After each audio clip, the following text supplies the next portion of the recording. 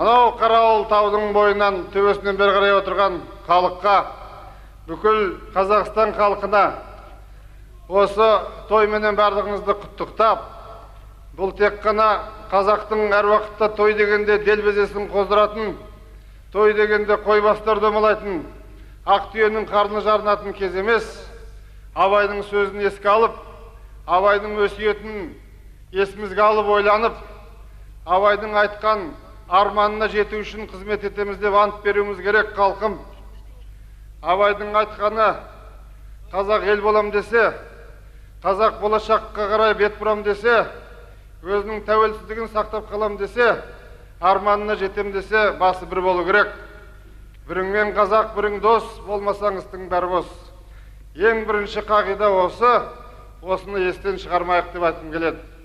Екінші, Абайдың айтқаны, қазақ өзі де Абайдың өзі, атаның баласы емес, адамның баласы боламын деп, барша халықты сүйемін деп, адами пиғылымен дүние жүзіне өзінің парасатын, ойын, кемеңгерлік көңілін білдірген адам.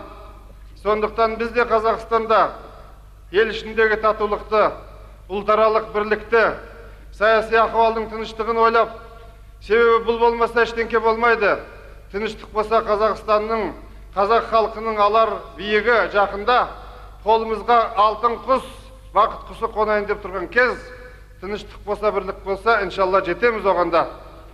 Үшінші айтатын мәселе, әр елден үйрену, үйренгеннен кейін жирену, ғылымға деген, еңбекке деген, білімге деген жастарымыздың ынталығы, әр адам өзіне есеп беріп, әр адам өз отбасын, өз басын бақытты етем деп талпынса, жалқау болмаса, намысқор болса, жақсылық қарай талпынса, бақытқа жетеді. Осы үш қағиданы есімізде сақтап әр уақытта біздің халық алға қарай басатын болса, Абайдың армандаған межесіне жетіп, кемелденген бақытқа, жақсылыққа, еліміздің байлығына жететін заман келеді. Лайым солай болсын.